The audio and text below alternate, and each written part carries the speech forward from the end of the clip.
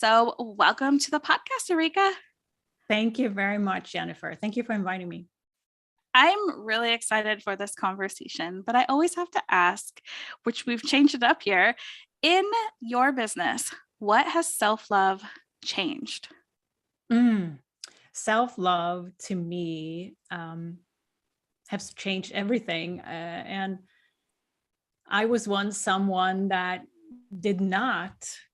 I was not connected with my self-love. And self-love is such a big topic. But what has changed for me is that I now know that I'm doing my life's work. And it's all sourced by self-love and finding that loop of sourcing that self-love within myself. And that's has not always been like that for me. And that's huge. So, can you tell us a little bit about where you were before self-love and how it shifted, and maybe relate that to what it looked like in your business? Yes, and I'll do the short story. For the longest time, I had a long corporate career within pharmaceutical research and development. I was a scientist. I, fulfilled all the different things that we in the past maybe identified ourselves as a successful woman. The degrees, the good job, everything, right? But what was not there was really my connection to my true self. And between what happened between then and where I'm at now is really what some of us are going through, which is a rock bottom, where it's basically isn't when the universe is telling you, okay, you're on to something else, and we have to tell you that this is shift direction here. And that's what happened to me. And I was identified with my career very strongly in the past. That's how I got self-love, to identify myself with all kind of external, successes. But what happened was that I lost my job, and with that also my self-identity. So what happened after was that I was given an opportunity to basically choose to discover who I was, my true self. And once I was open to that, because it really came with some sort of inner openness that I now know is what's required to receive any type of change. But then all of a sudden, signs and synchronicities were coming in, and I was, starting to, this is for me. I feel better. I know it feels exciting. Let's go there. So that led me to start my own business that I've had for a couple of years now. And I can say that this change, this evolution is of myself is linked into my business success as well. It's never really separate. So, and it's a huge change for me, because now I know that I'm honoring my own rhythm, my natural way, my natural energy in a much different way than when I was employed in corporate and so on. And now I can sense the difference. And I think for anyone who's listening or watching right now, that's really what we want. We want to live a life in harmony and balance with who we truly are and how we work, how we run our energy naturally. And so that's the biggest change for me. And that's kind of the short story. There's a lot of more detail to it, but if we're talking about shifts here, yes, that's how I have experienced my shift into being my true self. I love that. And one of the key words that really stood out to me is that you chose it. You chose to open up. You chose to make the shifts. You chose to allow things to happen. And I think that's one of the things that we need to realize is so powerful, is that power of choice. We can choose to remain in the struggle, in the soup of it, or we can choose to take a different path. They're both scary. So true. And I don't know and we intuitively know that we have choices in our lives, right? But when we get into our own choices in life. And when we get to the point where there's no going back, that's a huge milestone. When we feel like I felt I could not go back to my previous career, for example. There was like a point of no return feeling. And that's when we know we're on the right path, even if it's scary. It was hugely scary. You know, imagine not knowing who you are, because the job that you've identified yourself with so many years was gone. And it's like that. It hits where it matters the most, right? Oh yeah. So, yeah. And it is a choice. Knowing what I know now, it is a choice. It's an inner choice that we either are ready for that change or we're not, and we'll go another cycle to open up again for another choice another time. But yeah. Oh yes, I have been in many of those cycles. Many of them. And I think that one of the things that, like, you keep bringing up and I keep feeling is that, you know, it's that trusting yourself, trusting that intuition, like really taking that time. Like, you lost your job, this thing that you identified with as a person, you had to do some real big, I'm guessing, soul seeking and going inward during that time. Absolutely. Yes. And I think that that's really what this rock bottom, losing my job, allowed me to, because I had no choice really more than start asking myself those questions. In the past, I never gave myself the time or slowing down enough to start asking myself questions about what is it that I love doing, or what is it that excites me. I don't think I've ever asked myself those questions for real as an adult. And that space that was created by this rock bottom, I really did not have, like, I'm not going to work tomorrow. So that was that feeling. What else can I do to, you know, find my next step or next move or whatever? And it was about start asking myself those questions. And surprisingly, the universe, started to give me some answers and showing me things that were right for me. And once I started to notice that, then I just kept following it. What was the biggest thing that you noticed that universe put in front of you?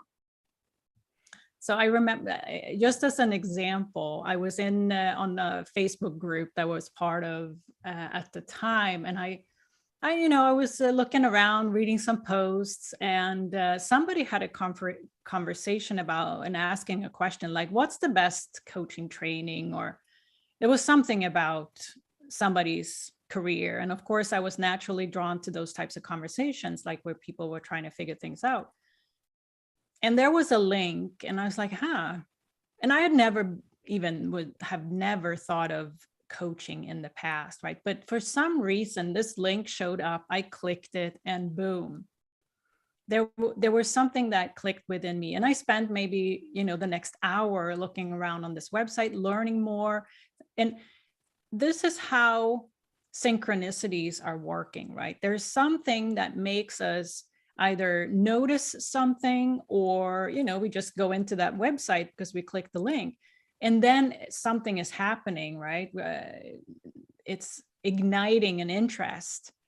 And that's often how it works, I feel now. So that's just an example on how I was shown my next step, because I connected with it. It did something to me, right? And and after that, it happened a number of different times. That took me into becoming an energy healer, took me into actually yoga teaching, which I've done yoga in the past, but I never thought of myself at the time as a teacher of yoga, but here we go. Right. And so things like that just happened, and people were inviting me to things that ended up being, right on my path. So it's that openness of noticing what and noticing our own response to it as well, because there are things that we're invited to that not right as well. And it's that inner kind of double check, if how do I feel about this, and not necessarily always go to the external world for validation, like, what do you think? Asking our best friend for the first, like, for advice, the first thing we do, like, no, it's that inner process. Yes, the inner process. It is so cool when you go inside and start like really listening. I had one of those moments, went to Costa Rica last year, and somebody asked me when we were in a meditation, our journal prompt was, "Who am I?" Like, write down who you are. And I sat there for 20 minutes writing down the question because I couldn't even write down my answer, my Mhm. first name. And I was like, this is interesting. And it's that curiosity. And then everything started to fall into place after that moment. Yeah. Yeah.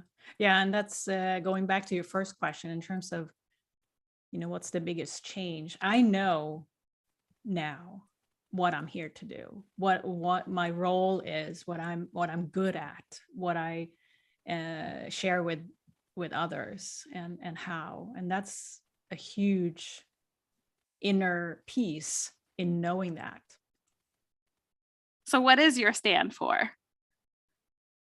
So I stand for helping others to raise their consciousness, simply. And for me, it has been a mission of mine to help people get out of what I call, now I actually summarized it all in a book, but it's called How to Shift from Being Driven by the Mind to Living from the Heart and Intuition. And that is the essence of why I'm here, to help raise consciousness and allow people to connect with something more than just themselves, shifting from this view of being an individual to multidimensional, and how to perceive and experience life that way. And believe me, that wasn't clear to me on day one, but that has through my journey become definitely the what I stand for now, and that's not going to change. Did you just say you wrote a book? I did write a book, yes, and I'm so excited about it. And yeah, I wrote a book.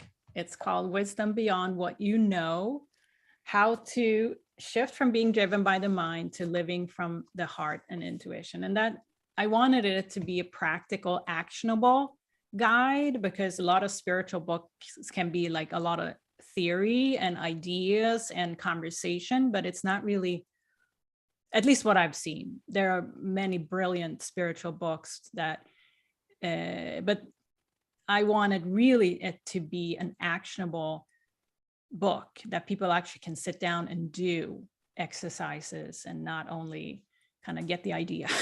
And that goes with the theme of, if we embody what we are, and it doesn't stay with a thought only, we actually change our life, because we're here in the physical world, right? So it needs to be some sort of different perspective and different action combined, for things to change. So yeah, I'm very much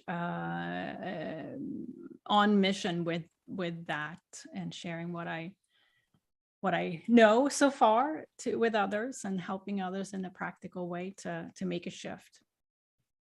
And where can people find that book? Because that sounds absolutely amazing. I know I need to get out of my head and into my heart every day. Yeah, you can buy my book and anywhere where books are sold, but I also have it on my website, Ulrika Sullivan, it's my name.com, and there's a little tab for the book there too, and you get all you can buy it there on my website as well. I think that your mission is so amazing that I really had no idea the difference. And I know some of my audience are just kind of realizing that there's more. This last few years has really woken up a lot of going inward, connecting with different things, source energy, whatever it is for those people. Can you kind of tell us a little bit about like what it looks like when you shift from that thinking mind to the intuition heart thinking, Hmm. or Yeah. our heart being not thinking. Yes, yes. And we're so used to using our mind as the go-to. We're used to using our mind, and as a scientist, of course, like duh. Yeah. That's the background I have, where a lot what we were asked, and we are in school as well, asked to kind of use our logic and mind to problem solve and come up to conclusions. But when and also one thing that I'm really, really teaching is to help others to slow down.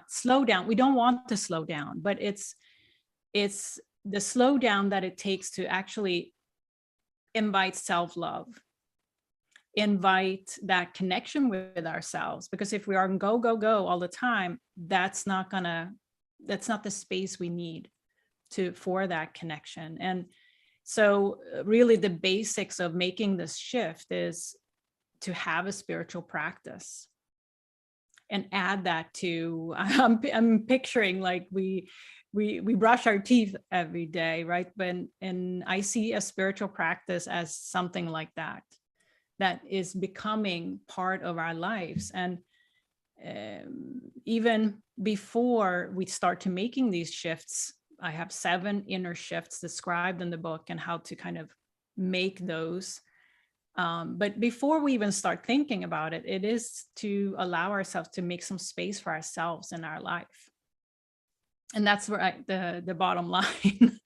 And then we can go talk about how we make a commitment to ourselves, which is the first shift, and how we become more self-aware, right? And once we become more self-aware, we can allow ourselves to start listening to our intuition more, put ourselves first in our lives, all of become sovereign, right? And the heart energy is so powerful because it speaks our truth, while as opposed to the mind that makes up a lot of stories about what's right, what's wrong, and what others have said, and we mix that in, and but the heart is never going to lead you down the wrong way for you. Imagine that.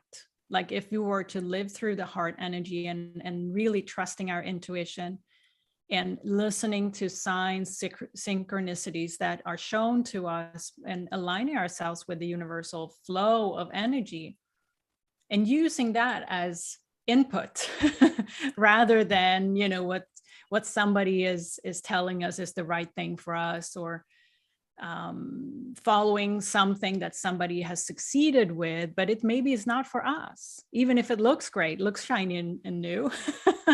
Yeah. That shift and trusting ourselves to that level of and kind of applying it to our daily life, that's what it's all about. But it's a huge shift to stop taking in so much input from the external world and wanting something that some other person has, or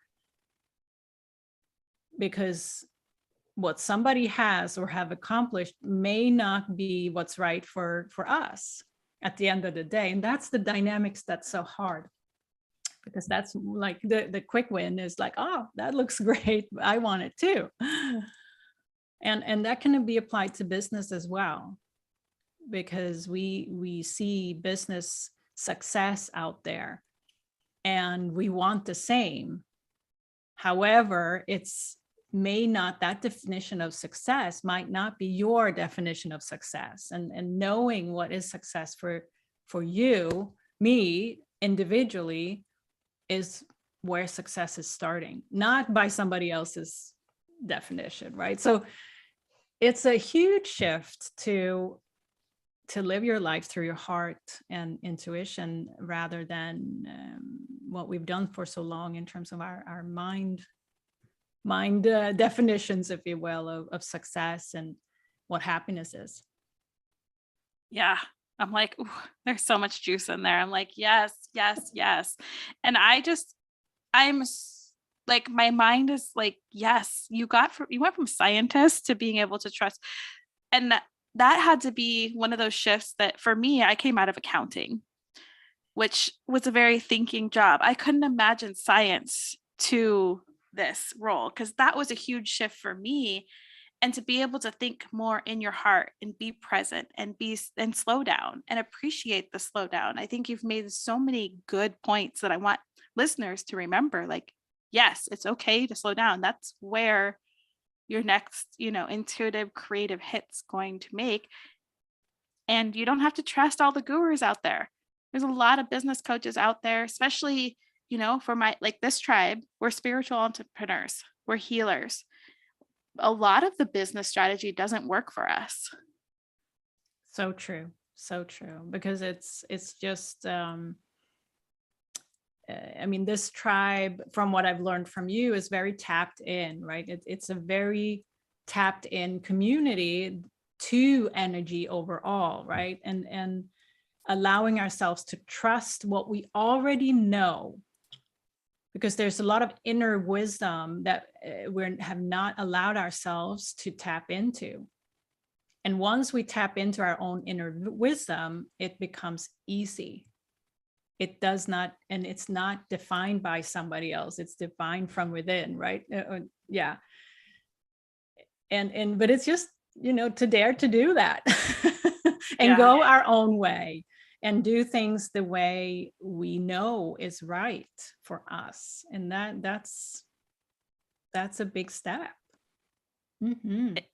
It really is, and especially when it's like shoved down our throat. I feel like the business industry or coaching business industry, a lot of it is turned into like the diet industry of entrepreneurship. Like we're getting force fed all these things, like this is right for you, this is right for you, when it's really about finding like what nourishes your soul.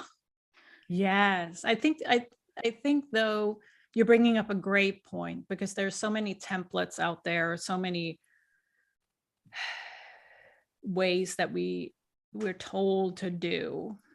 But the truth of the matter, that the spiritual coaching business and people who are on the spiritual path actually have all the answers already on what is the success factor of this coaching business. Because it is to create your own structure rather than following somebody else's instruction.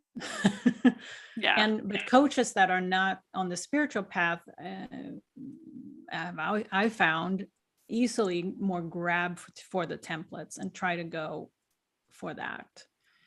And one of the things that I help others with is to really align themselves with how they run their own energy and how that can look like in their business. Because it's only from your own energetic alignment, inner alignment, that your business success is going to come. And so many are very imbalanced when it comes to their masculine, feminine kind of energies, that there's so much more feminine energy that can be invited to the business that they run.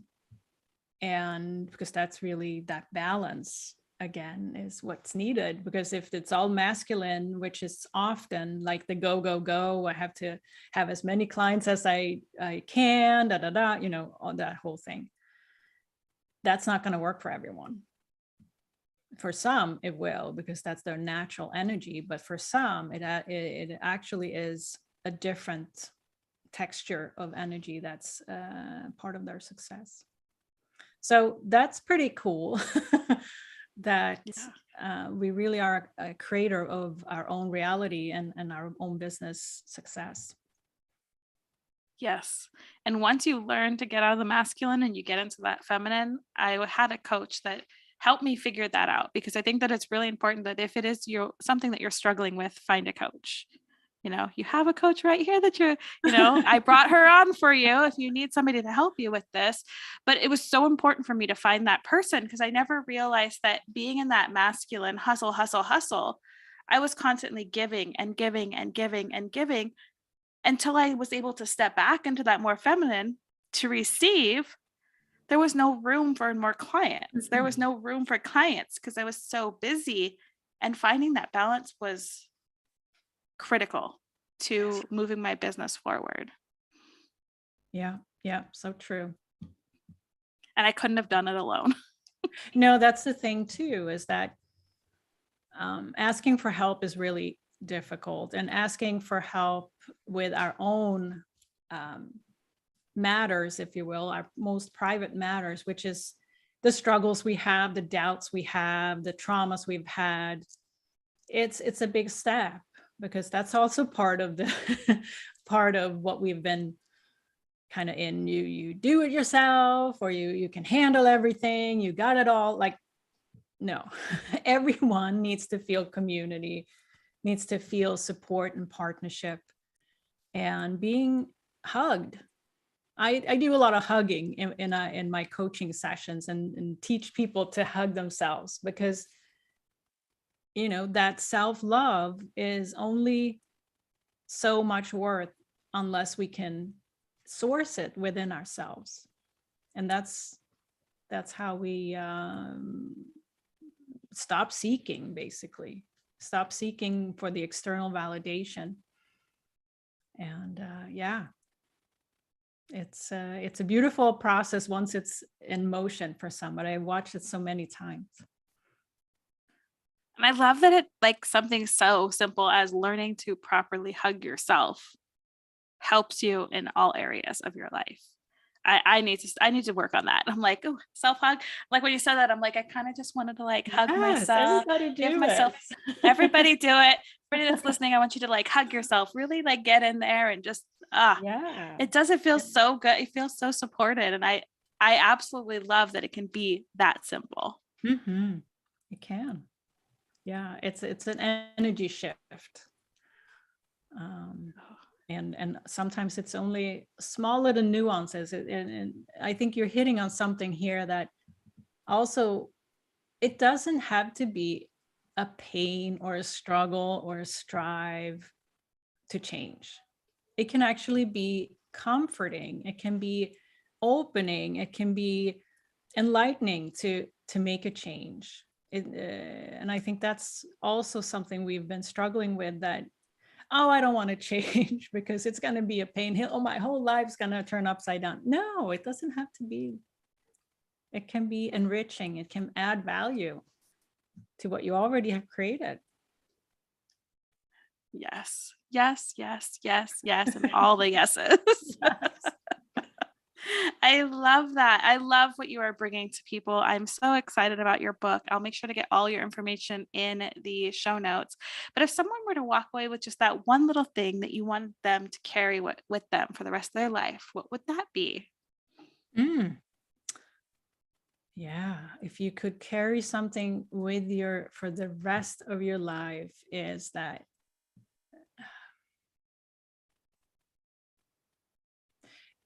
you are already love. And since you are already love, you are enough already. And I want people to carry that, even if you don't believe it.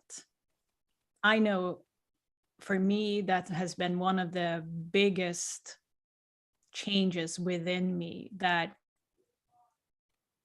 I know that for a fact. And it's almost like this, it just is. It's not like, am I or am I not anymore? Because when we believe that that's what we're founded in, we can also watch good and bad things happen to us, but it doesn't get us in that way anymore. It's more becomes a learning or a flow of life. And so that's it's just that difference between the duality that I lived with so much, that I want people to kind of also experience, that it's not. The duality is non-existent once we find that love within ourselves. And then it becomes just one thing. There is no doubt anymore in that space. There is no, what if I'm not enough, right? There's no more of that conversation going on internally. So if I can inspire somebody today to truly tap into that love within themselves, no matter what has been going on in your life before, no matter what you've been through, it's still there. And it's your job to uncover it.